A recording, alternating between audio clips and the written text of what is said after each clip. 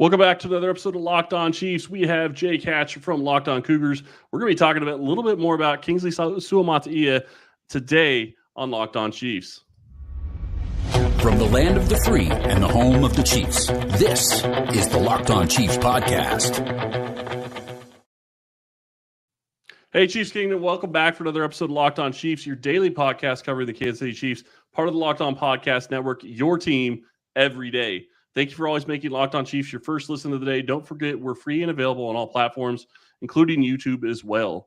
I am Chris Clark, your host, and you can find me at Chris Clark NFL on Twitter. And I have Chiefs Corners. Go check that out. Going to have some exciting stuff to talk about this week as we're preparing for the last week OTAs and getting ready for mini camp, which is coming up next week. And then we're going to be off until we get into training camp. He is Jake Hatch. He is the voice of Locked On Cougars, and he is also a producer at KSL in Salt Lake City. And today's episode is brought to you by FanDuel. Make every moment more. Right now, new customers get $150 in bonus bets with every winning $5 bet. That's $150 with any winning $5 bet. Visit FanDuel.com/lockedon to get started. Jake, a lot to talk about when you start talking about Kingsley Suamataia, big guy, and looks like a big personality, and that name is going to be brutal for me to continue to try to get down. How's it going, Jake? Doing well. Thanks for having me. And yes, that his name, trust me, it takes a timer 3,000 to get it right every time. Yeah, I think I've said it at least 60 times now, and still I feel like I'm pretty good at it. And then all of a sudden I'll be talking about him and I cannot remember how to pronounce it. So My apologies if I ever just come out with Kingsley, you know why. We're going to be talking about, what's he bring to the field. That's one of the things we're going to talk about a little bit later in the show. In the next segment after this, we're going to talk about his background because Jake actually has some inside information about his background. But first off, we're going to dive right in and start talking about the first impressions that you saw when he came to BYU. Well, so he had an interesting story, obviously, a five-star prospect who picked Oregon out of Orem High School here locally, and then spent 1 year up in Eugene, and then got homesick and decided he wanted to come closer to home, then committed to BYU. And it was a major pickup for Kalani Sitake and the BYU football program to get a kid of his caliber to come back to BYU. And the second he arrived on campus, he was, bar none, BYU's most talented offensive lineman. And you saw that over the 2 years he ended up playing for BYU, starting at right tackle his first year and then left tackle this past year. He was an absolute stalwart on that offensive line and really showed out. Yeah, and he's played both sides. Obviously, he gives you versatility at that position to be able to play both sides, so he could be a swing tackle. Obviously, that's not what you're looking for right now. The kind of hope is picking him 63rd in the draft that he can come in and take that starting left tackle position. But you talk about him coming from Oregon, coming back to BYU. What do you think that transition was like for him, and how much – you said he walked in and was the best offensive lineman that they had. Was that consistent from the start, from the day he walked in? That was the case. He was the best offensive lineman. Physical tools wise, like pure talent, yes, that's absolutely. Yeah. I don't think anybody at BYU would tell you otherwise. There were maybe some more accomplished type players. Blake Freeland, who's now at the Indianapolis Colts, was the starting left tackle his first year at BYU, and Blake was a physical marvel in and of himself. He set all kinds of combine records when he went to the NFL Combine, and he's doing what he's doing with the Indianapolis Colts as a result. But Kingsley had every physical tool, every measurable you wanted in a premier offensive lineman when he came to BYU, and funny enough, his reps, both right and left tackle, were split almost right down the middle, if not right down the middle, during his time as a Cougar. He made a very strong impression just in terms of what he offered to the BYU football program. And Cougar fans are going to miss him, but their loss is Chief Kingdom's gain. Yeah, and I'm really excited to see him on the field in the Chiefs organization. And I kind of mentioned this earlier.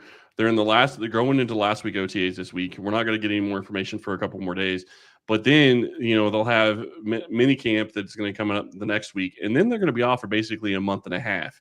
And then you're going to start getting into training camp. And that's where it really starts to get fun because OTAs right now, they're not really doing much when it comes to offensive linemen. They're doing drills, they're doing individual drills, but they're not getting after it. They're not getting after defensive players. What do you see? What did you see when he stepped on the field for the first time for BYU in his first game? Did you see somebody you thought was going to dominate from the start? He's got to want to, that I really like. He's got a motor. He wants to go out there and prove himself to be the best offensive lineman on the field. And that's one thing during his time at BYU. Every time he was out there, he absolutely got after it. And it was kind of funny at times when he was out there because it felt like some plays defenders would take exception to the motor he had. But that just goes to why he is as good as he is. He's a driven young man. He wants to be the best at his craft that he possibly can be. And there are other guys out there who may take exception to that, but he took every opportunity when he's out there on the field for BYU to get better, to improve, and ultimately established himself as one of the premier offensive linemen in the last 10 to 15 years that BYU's ever produced. Well, and it's funny you say that because generally speaking, when you start talking about motor, you're talking about guys that are on the defensive side getting after the quarterback. You're not talking about offensive linemen. So having a guy with a big motor as an offensive lineman, that's a guy that's always going to want to finish his blocks. He's always going to be getting after guys. And he came in, his talk coming into after the draft was, nobody's going to touch Patrick. I'm taking care of Patrick. I'm excited to block for him. But him having that kind of motor and having that kind of drive, that's a great thing to get in an NFL prospect. Yeah, and that's the thing about it is he is a guy who is vicious when he's out there on the field, and he's kind of a funny kid. He's kind of soft spoken when he's off the field. I'm sure you've seen that in some of the interviews he's done, but he gets on the field and he becomes a completely different character out there. He is going downfield after linebackers and guys in the secondary because he wants to finish one block, but he wants to finish two or three if at all possible, and he loves pancaking guys. So you'll see him motor down the field and go after people. And yeah, at times it got him a couple of illegal man downfield penalties at BYU, but you know what? You can live with that as a coach because you can rein that back versus having to motivate a guy to do that in terms of the opposite effect. No, absolutely. And when you look at that and you look at what you're talking about, that is the kind of guy that you want out there. You want him to be out there as a personal protector. You want him out there being vicious. And there is so much more to talk about when we get into talking about Kingsley Suamataia, because he has a background pedigree that goes all over the NFL in the past several years, and way back as well from some of his older relatives as well. And we'll get more into the background here on Locked On Chiefs here in just a moment when we get back from this. Gametime makes getting NBA Finals tickets even easier and faster. Prices on the Gametime app actually go down closer to the time it gets to tip-off. Whether you're a Mavericks fan or a Celtics fan, go check out Gametime. You can get tickets to the finals.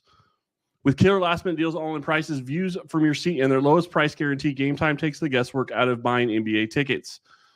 Priority last-minute deals save up to 60% buying any last minute for sports, concerts, comedy, theater, etc. They have flash deals, save even more with an exclusive in-app deals on select seats ahead of the game or event. Zone deals save even more when you choose a section and let Gametime choose the seats for you. Gametime has the lowest price guarantee. Gametime will give you the lowest price, or they will credit 110% of the difference. Your purchase is guaranteed with the most flexible customer service policy in the ticketing industry. Download the Gametime app, create an account, and use code LOCKEDONNFL for $20 off your first purchase. Terms apply. Again, create an account and redeem code LOCKEDONNFL. That's LOCKEDONNFL for $20 off your first purchase.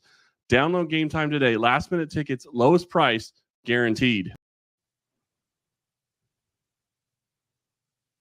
All right, Jake, there is so much to talk about when we start talking about Kingsley Suamataia. And before we get into that, if you're looking for any of the stories that are going on right now, whether it's the NBA Finals, the NHL Finals, any kind of sports stories out there, go check out the Locked On Sports Today YouTube feed. They're 24/7.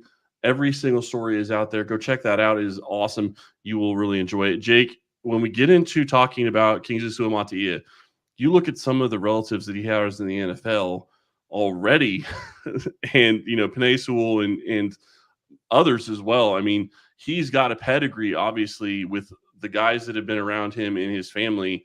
But you have a little bit more of a background story and a little bit more inside information. So let's hear it. Yeah, it doesn't hurt when guys like Nephi Sewell, Gabe Sewell, Penei Sewell, all the Sewell brothers who have played in the NFL are all his cousins. That obviously helps. And Penei obviously doing what he does with the Detroit Lions. He's going to be able to learn from him. But Funny enough, Chris, is I've got a younger brother who played youth football with Kingsley. I remember this goes back, man, at least a decade at this point. And I remember my brother, his very first year playing padded football. I went and watched a game, and there was this kid who was head and shoulders taller than everybody else. And after the game, I'm just talking to my brother. I'm like, okay, I'm nodding to that kid. I'm like, who's he over there? He's like, oh, that kid, his name's Kingsley. I'm like, okay, well, what's his story? He's like, well, he plays football. He was a tackle. He was an offensive tackle at that point in his career, because out here in Utah, what they call X-Men. He was over a weight limit, so he had to play on the line. But funny enough, he's always been that way throughout all of his youth football days on into high school. The nice part was he didn't look at being an offensive lineman as like a curse, because some guys, when they have that X on their helmet and they're forced to play on the line, they just don't like it and they kind of give up the sport. He relished it. He embraced all of it, and he became one of the best offensive line prospects to come out of the state since Penei Sewell, and incredible athlete. The measurables for him in terms of just the height, weight, speed ratios, the strength with that as well. It's absolutely incredible. But yeah, it's funny enough, I have seen him literally grow up playing football in this state. And funny enough, my brother was a teammate of his for a short time. Teammate on the offensive line, or did he go against him defensively? My brother was the bookend tackle opposite of Kingsley. So my brother was a fairly good sized kid, but I'm telling you, Kingsley was a head and shoulders taller than my brother at that point. He's always been the biggest dude out there, and that obviously that happens. But the nice part is he's got the athleticism to match his just incredible size. He carries 320, 330 pounds like very few people in this world can. And he's an incredible athlete. And he's got a really, really nice backstory just in terms of his family support, et cetera, along with it. Well, and it's kind of surprising because, you're talking about him growing up in Utah, and then you have BYU right there. And obviously Oregon is a different program. I get that. It's a bigger program. It's a big school. You think that maybe you want to go to a Power 5 school and have that competition go up against those types of people. But to leave Oregon and to come back to BYU makes a lot of sense. But you look at just that entire arc of him being in Utah and him going now to the NFL, representing his family, and like you talked about, all the Sewell kids are his cousins, and he's got, if I remember correctly, uncles that played in the NFL as well, right? Yeah, here's the thing. He has got an NFL bloodlines running through his veins, and that obviously lends itself. There's that statistic out there that Polynesians, they have just this incredibly high likelihood that they could go play in the NFL as compared to literally any other ethnic group out there in the world. It's incredible what he's accomplished to this point. But yeah, he is a born and bred NFL player. Let's just put it that way. Yeah, and being head and shoulders above everybody else out there on a youth football field, I can't imagine looking across and seeing that kid. And I was big when I was playing youth football in 7th and 8th grade, but I'm guessing he was a little bit bigger. When you look at what he's bringing to the NFL, and you look about, like you talked about the pedigree with Penei Sewell, how much do you think that drives him? How much do you think that the pedigree that he's bringing kind of gives him a little bit of a leg up, knowing what is going on and knowing how maybe to deal with some of this stuff, getting ready to prepare to go play in the NFL? I think he looks at what Penei has accomplished in his NFL career. Penei has absolutely made good on every bet made on him and made on him by himself. And he's been rewarded with an incredible contract extension with the Detroit Lions. I think Kingsley is motivated to prove himself to be as good, if not better than Penei. And let's be honest, Penei is one of the top 5 at worst offensive tackles in the NFL today. So that motivation factor, if Kingsley truly has that internalized in him, that's going to push him every single day to go prove himself. And as a 2nd round pick, as you mentioned, he's kind of been picked here to be a guy that's going to compete for that left tackle spot. A very decent chance he could end up as the day 1 starter this season for the Chiefs at left tackle. I think he wants to go out there and assert himself and say, I'm just as good as my cousin. I'm just as good as anybody out here on the football field. And if he can accomplish that, it'd be an incredible story. Yeah, and when you start looking at where he's at in OTAs, it's really hard. Like I kind of mentioned before, and Ryan and I talked about this ad nauseum. So, our locked on listeners to kind of know this, but this is not the time where you're going to shine as an offensive lineman unless the thing that's really going to catch coaches' attention at this time as an offensive lineman is if you don't know what you're supposed to be doing. Yeah. You can't really shine as an offensive lineman in this, but you can definitely be a detriment to what you're, And so I think that as long as he's able to stay up with the playbook, it's not going to matter if he has the tools, he has the drive, and he has the chip on his shoulder come training camp time. That's when you're going to be able to shine, when you start going into the one-on-ones and when you start, coalescing as a group, as an offensive line, and getting next to the guys that are going to be playing, you're going to be playing next to, and showing what you're able to do, and going up against, a Chris Jones, or going up against, George Karlaftis, who's a up-and-coming defensive end for the NFL or for the Chiefs. There's going to be a lot of time in training camp that this is going to be a huge test for him, and I'm really looking forward to it. Well, and that's the thing about this. He recently got engaged. His girlfriend, Nani Falatea, was a standout basketball player for BYU. She just recently transferred, actually, funny enough, to Oregon. She's going to finish out her career playing for the Ducks. But I think him getting engaged and kind of taking that next step in life has really kind of settled him. Kingsley has always been willing to put on for his family. But now that he's got somebody else in his life that is obviously he's going to have to provide for a family, I think that's going to motivate him all the more. Obviously, like I said, he's got his cousins and the Sewells out there that are going to be motivating him. But I think that he understands what this is all about. This is his way to set himself up for life, quite literally. With the amount of money that's out there, you're capable of making it in the NFL.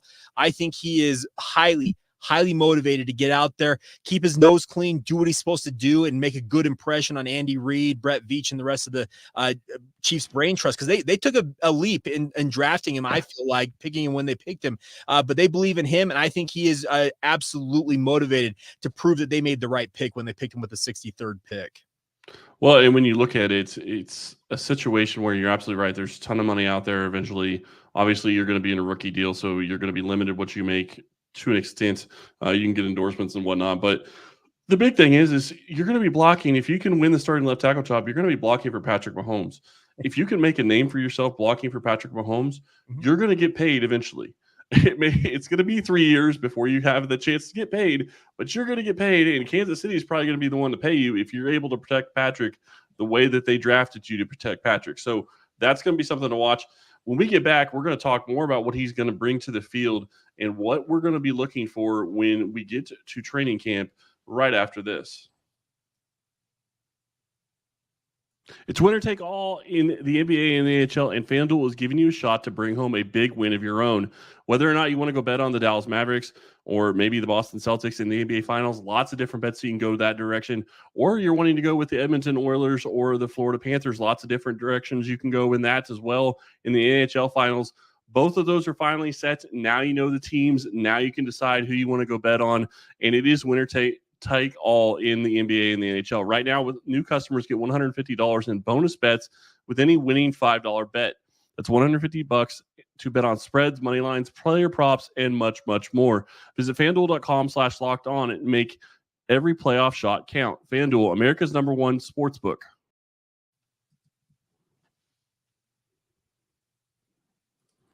All right. It is time to talk about what he's bringing on the field. And before we do that really quick, if you're watching Fox Sports or ESPN on your TV all day, maybe you want to go check out Locked On Sports today instead. 24/7 free streaming sports channel on YouTube. Go check it out. And it is also on Amazon Fire TV.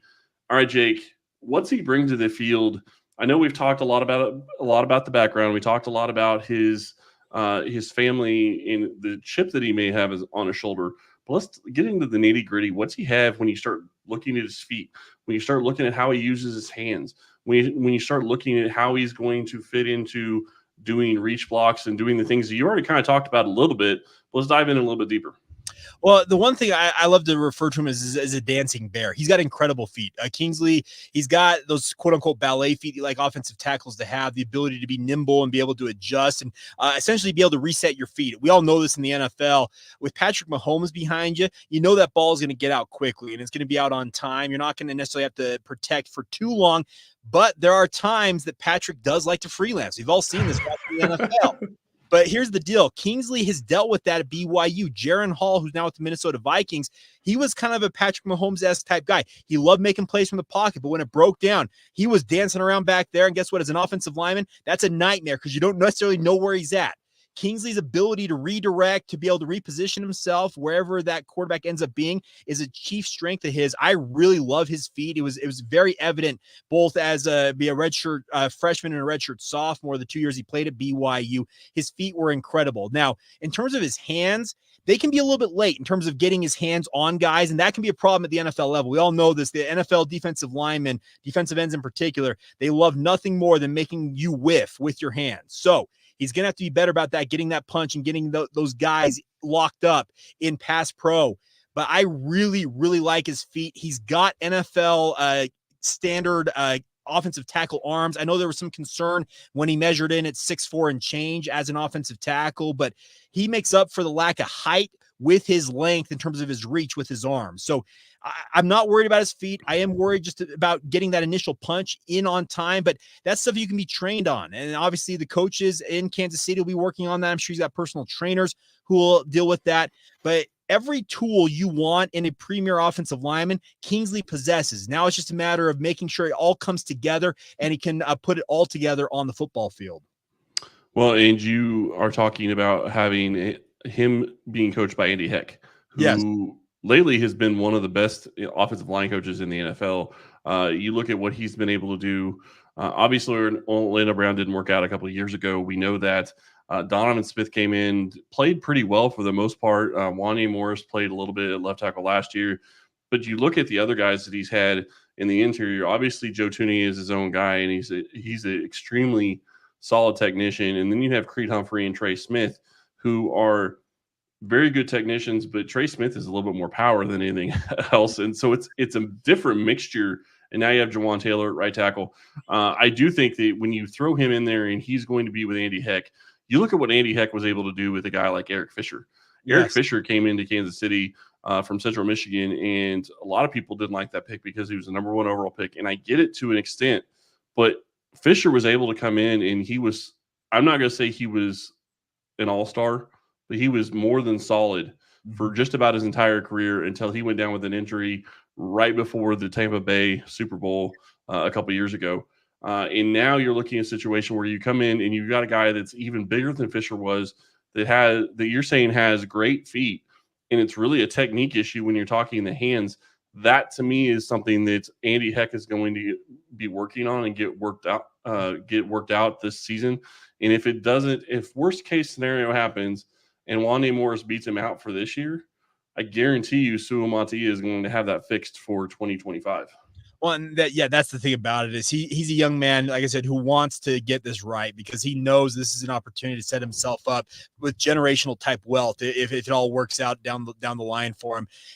He's got every tool an offensive lineman needs. He's got an ability to really bend at the waist because offensive linemen, you know this as well as anybody, Chris. You mentioned the guys you've watched play for Kansas City. They've had some very, very good offensive linemen, and I don't mean to come off as boastful, but Kingsley's got the capability of being right up there among some of the best that Kansas City has seen. It's just a matter of Coach Heck or any of the other people around Kingsley making sure that he puts it all together on the field, because there were lapses at times, especially during his freshman year at BYU, where it felt like he may have missed an assignment and got down on himself, and it affected maybe the next play or two after that. I saw an improvement in that year 2 during his time at BYU, and I saw him not get down on himself as much as he did that first year. So he's learning as he goes along here, and he's still a very, very young man. He played 3 years of college football, and 2 of them really only he was on the field, because when he played for Oregon, he barely saw the field for the Ducks. So he is still very early on in his football playing career at this level. But the nice part is he, as an unfinished project, if you want to use that example, Coach Heck's got to be thinking, what can I accomplish with this kid? And I think the Eric Fisher comp, I don't think it's a bad one, because I remember when Eric Fisher was taken first overall. I'm an NFL draft junkie. Trust me. I'm like, Eric Fisher, what are you guys doing? But he proved to be a great, great pick in that spot. Yeah, and the only guy, I think, that was the same draft as Lane Johnson. So obviously, I mean, you can make the argument that they should have gone Lane Johnson, but what they got at Eric Fisher and what they were able to get and what he was able to do for the entire time he was in Kansas City, I thought he played very well. Obviously not the same as Lane Johnson, but they didn't get Luke Jokel. Funny enough, there was no QB to draft in the one draft that Kansas City has the number 1 overall pick. Go figure. Hard to complain right now considering Kansas City has Patrick Mahomes, and you're looking at a situation where right now Kingsley could be stepping into a situation where he not only has a chance to make generational money because of obviously if he's being the blindside blocker for Patrick Mahomes, that's going to be something that's going to be people are going to be watching a ton of, but he's also in a situation where he could be walking into history. Kansas City is trying to three-peat, and this could be a huge season if he's able to step in and solidify that offensive line and play left tackle and only allow, maybe a handful of sacks the entire season in his rookie campaign. That goes a long way. And you did say something earlier, and I agree with you to an extent, but I also want to say you kind of came back with it as well. Mahomes does get the ball out quick when it's there. Yeah, it does. But one of the things that Kingsley is going to have to work on, and it's not him, it's just the way of working with Patrick. You're going to have to figure out, okay, how deep is he going to drop? Because sometimes he drops deeper than he's supposed to, and that can cause issues with your offensive line. So I do think that there's going to be some small things that they're going to have to get that he's going to have to work on. And it's not him. It's just that's the reality of playing with Patrick Mahomes.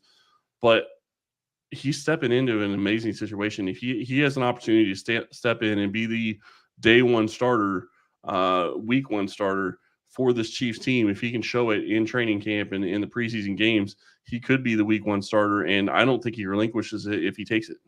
Well, and that's the thing about it is he just needs to earn that job, and that is going to be priority number one for him is go in there and make a good impression and prove himself. And Mahomes, you're right. He is a unique quarterback unto himself, and I'm sure that he'll watch tape. Speaking of Kingsley, and watch what Mahomes does with those deep drops and understand, okay, you know what?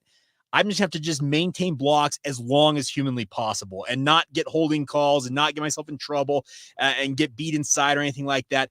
As long as Kingsley's got his head on straight, this is a young man who I think is going to be an impressive young man for the Chiefs because he's not a kid who's out there to make it all about himself. He understands there's a team concept. He knows he's an offensive lineman. The show, it goes to Mahomes. It goes to Kelsey. Those are the guys who are the headliners for this team.